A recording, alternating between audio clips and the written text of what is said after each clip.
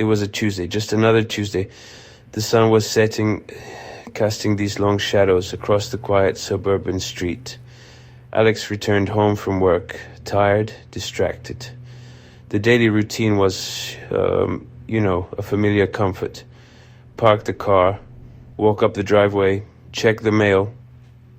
Nothing ever really happened here. It was a safe neighborhood. A place where people left their doors unlocked. A place where secrets were not supposed to exist. But secrets have a way of finding you, even on the most ordinary of days. Even in the most ordinary of places, they can arrive unannounced, tucked inside a plain white envelope. The mailbox stood at the end of the driveway, just a simple metal box. It held the usual collection of junk mail and bills. Alex sifted through the envelopes without much thought.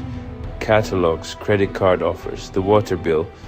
But then something different. One envelope stood out. It had no return address, no stamp, just a single, neatly typed name on the front. Alex, it felt strange, heavy, as if it carried more than just a piece of paper. It was a small detail, but it was enough to break the rhythm of the day. A tiny crack in the mundane. This was not a bill, it was not a birthday card. The paper felt thick, premium, almost like an invitation, but an invitation to what? Alex's curiosity was piqued. In a world of digital messages and emails, physical mail like this was an anomaly, especially mail that was hand-delivered. Someone had to have walked right up to the mailbox.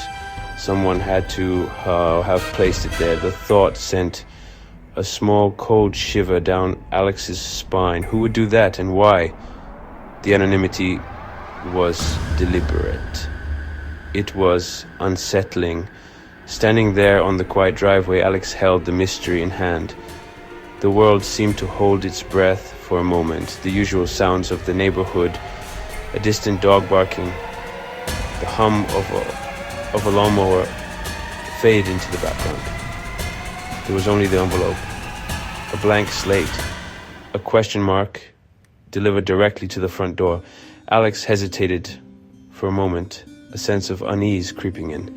Then, with a deep breath, Alex slid a finger under the flap and broke the seal. The ordinary Tuesday was about to end, and something terrifying was about to begin. Inside the envelope was not a letter. There was no note, no explanation, just a single photograph, a Polaroid, the kind that develops right before your eyes. It felt old, yet the image was crisp, clear.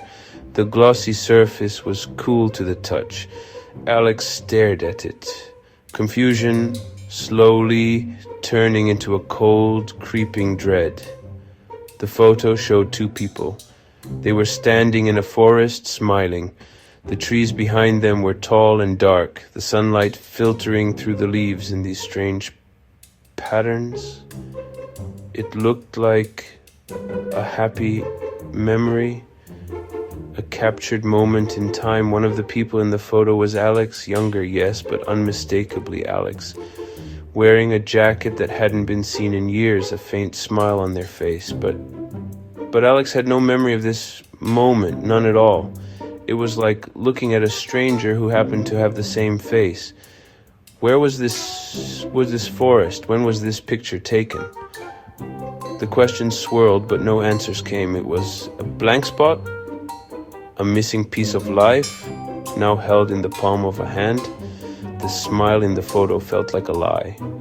The feeling of unease grew stronger. It coiled in Alex's stomach like a snake. This wasn't just a forgotten picture. It felt wrong, invasive. Someone had a photo of Alex that Alex didn't know existed. The implications were chilling. Who took it? Who had been holding on to it all these years? And why send it now? The lack of a message was somehow more frightening than any threat. The silence was deafening. The photo was the message, and it was a message Alex could not understand. Alex looked closer at the other person in the photograph, the person standing right there, arm draped casually over Alex's shoulder. The person with the wide, familiar grin. The blood drained from Alex's face. The air left the lungs in a sudden rush. It was impossible. It couldn't be. But there was no mistaking that face. In the face of a person who had vanished without a trace. The face of a person who had been declared missing 5 years ago. The face of a ghost. The person in the photo was named Jamie. Jamie was a friend from college. A close friend, the kind of friend you thought you would have for life. They were inseparable back then, full of plans, full of dreams. And then one day, Jamie was simply gone, vanished. 1 minute they were making plans for the weekend. The next, their phone went straight to voicemail. Their apartment was empty. Their car was still in its usual parking spot. Jamie had disappeared from the face of the earth. No note, no trace, no answers. The police investigated. Friends and family were questioned. Alex was questioned for hours, days, weeks. The search was extensive. Flyers with Jamie's smiling face were posted on every telephone pole and in every shop window. The local news ran the story for months, but nothing ever came of it. The trail went cold. The case became a file in a cabinet, a ghost story whispered among old friends. For 5 years, Jamie was a memory, a painful, unanswered question, a wound that never truly healed. And now here was Jamie, in a photograph, standing next to Alex, looking happy, healthy, alive. It made no sense, this photo, this moment. It shouldn't exist. If it was taken before Jamie disappeared, why did Alex have no memory of it? The forest was unfamiliar, the day was a complete blank. And if it was taken after Jamie disappeared, the thought was too terrifying to complete. It was a paradox, a nightmare printed on a small piece of photographic paper. It felt like a cruel joke. The photo trembled in Alex's hand. The quiet suburban house no longer felt safe. It felt like a stage. And Alex was the unwilling star of a play written by a madman. The single Polaroid had changed everything. It had resurrected a ghost. It had unearthed a mystery that was supposed to be buried forever. The world continued, but inside time had stopped. Alex stared at the face in the photograph, Jamie, that smile. Alex had seen it 1,000 times before, but this smile was different, captured in a place Alex couldn't place. A ghost smile from a stolen life. The photo felt like an artifact, one where Jamie never left. Who was Jamie? To the world, Jamie became another face on a missing poster. But to Alex, Jamie was everything. Jamie was a constant until they weren't. The investigation turned up nothing. Now, this photo suggested a hidden chapter. A secret story Alex had no recollection of. Just a gaping hole where this moment should have been. It felt like a memory surgically removed.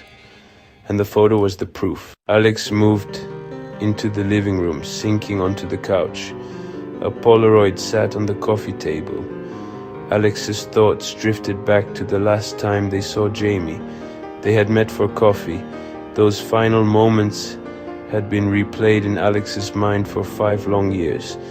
The friendship was now a museum exhibit in Alex's mind, a collection of frozen moments.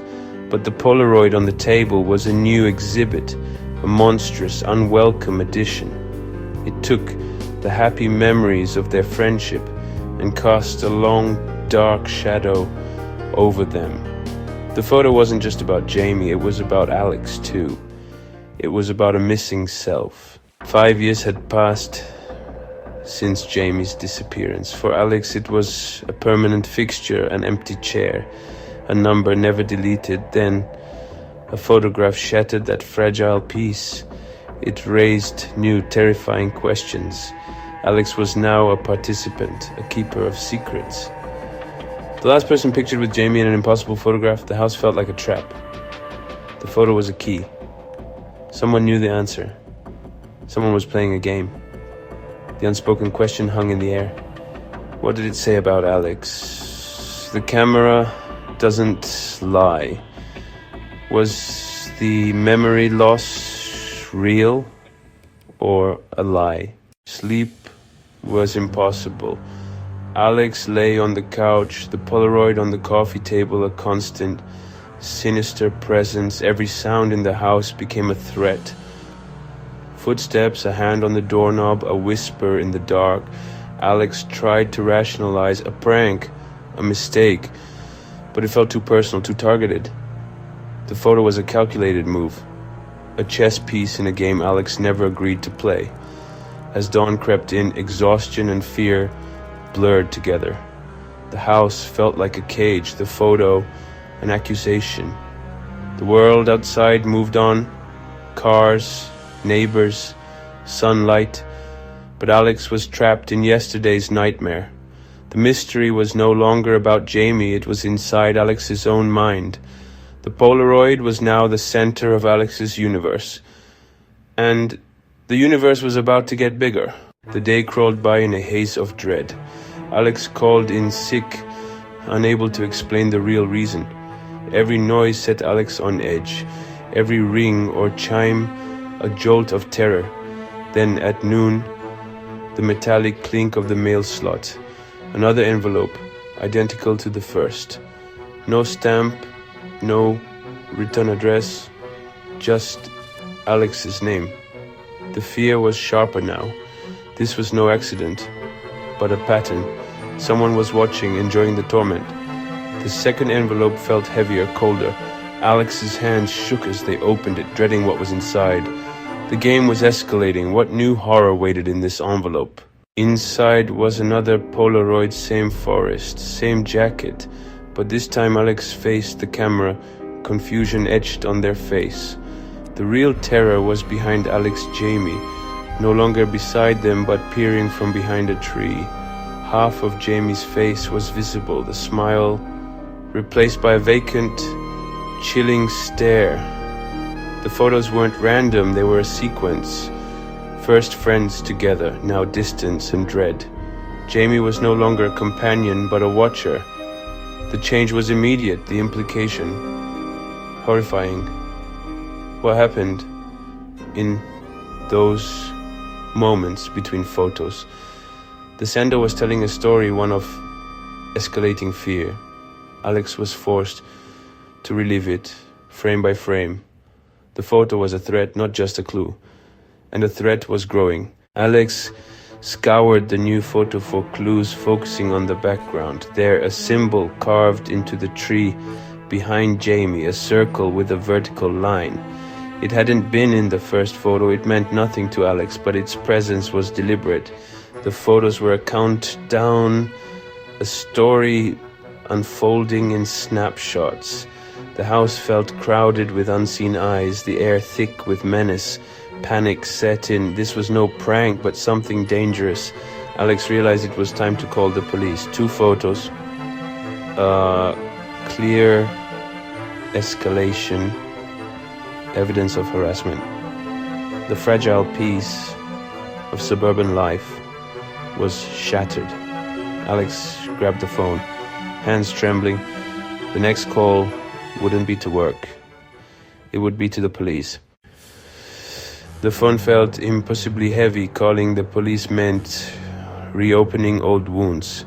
Alex dialed, hesitated, then found the right number for the local precinct.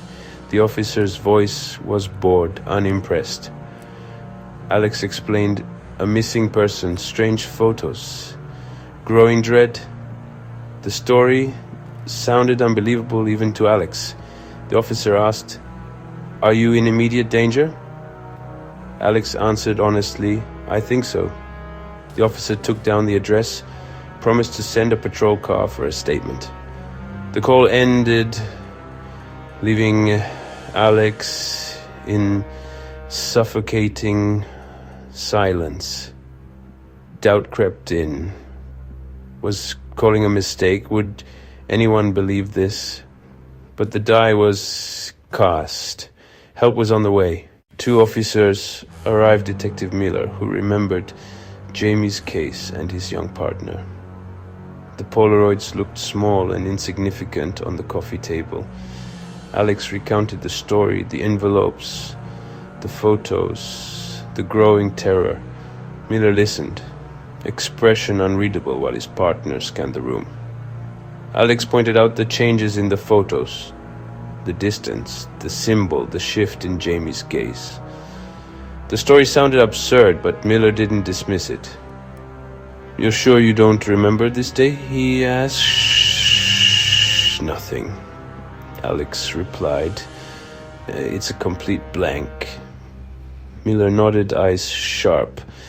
The second photo's arrival meant this was no longer a cold case. Someone knew where Alex lived, could approach unseen. The case was alive again, and it was happening now. Detective Miller examined the second Polaroid. He leaned in, focusing on a strange symbol carved into a tree. Miller pulled out a magnifying glass, examining the carving. "You said this meant nothing to you?" Miller asked. Alex confirmed it was unfamiliar. The lines were deliberate. Miller remembered a similar mark from an old, unsolved case. "We're going to take these," Miller announced, his tone shifting. As the officers left, Miller told Alex, "Get a new lock and a camera." Watching them leave, Alex felt a new kind of fear. It was now a police investigation. With the police involved, it was now a formal investigation. Detective Miller interviewed Alex again, revisiting the weeks leading up to Jamie's disappearance. Jamie's parents were contacted, their fragile hope reignited. The pressure mounted as Alex tried to remember. The forensics report offered little information. The only clue remained the cryptic symbol carved into the tree, appearing in other unsolved cases. Alex's life became a waiting game, the fear a constant companion. The photos became a looping nightmare. The weight of memory was crushing. The photos had made Alex a ghost in their own life. News travels fast, especially when it involves a cold case and the police. Whispers circulated about Alex receiving strange photos of Jamie, who disappeared 5 years prior. Old missing posters seemed vivid again. The local news picked up the story, and a reporter appeared on Alex's doorstep. Alex refused to comment, but the damage was done. That evening, the lead story was a sensationalized report. New clues in 5-year-old mystery. Suddenly, Alex was a local curiosity, a character in unfolding drama. The sanctuary of home had become a fishbowl. Every trip to the grocery store became an ordeal. The quiet life Alex had rebuilt was shattered. The sender of the photos had managed to hold an entire community hostage. Alex could only wonder what the next act of this public nightmare would be. The constant state of high alert was exhausting. Sleep offered no escape. During the day, Alex's mind played tricks. The paranoia had taken root. Alex installed a security camera and became obsessed with checking the footage. The isolation was profound. Friends began to distance themselves, unsure of what to say. Alex was trapped in a story that no one else could truly understand. The psychological impact was devastating. The lack of control was the worst part. Detective Miller suggested Alex talk to a therapist. Finally, Alex made the call, not for the police but for themselves. The silence lasted 2 weeks, a battle between hope and dread. The security camera showed an empty porch. Then came the third envelope, but this time it was different. Alex returned from therapy to find it taped to the inside of the car's windshield, a plain white envelope with Alex's name. They'd been on the property, close enough to touch something personal, unseen. The enemy had changed the rules, demonstrating they could get closer whenever they wanted. Alex pulled the envelope from the windshield. This wasn't a message from afar. This was a threat up close. This would be the one that answered the questions, the climax of the twisted story. The driveway felt too exposed. In the stark light of the kitchen, Alex tore open the envelope. The image was dark. It was a room. A small dark room with damp-looking stone walls. Alex was not in the photo. Someone was sitting in the chair. It was Jamie, almost unrecognizable. The eyes were wide and unfocused, and the smile was back. Scrawled on the wall behind the chair, in what looked like blood, was a message. You stopped looking for me, and beneath the words, the symbol. Jamie had been taken and held all this time. This final Polaroid was a taunt. It was a picture of Jamie, not from 5 years ago, but from now. Is Jamie still alive? The aftermath was a blur.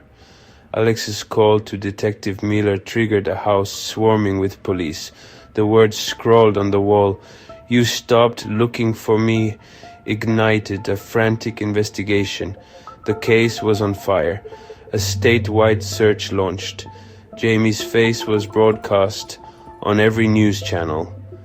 The story was about a monstrous crime happening right under their noses. Alex was questioned, desperate for any detail. Days turned into a week. They had vanished. A body was found in a remote wooded area. It was Jamie, but the captor was never found. It was a different kind of disappearance.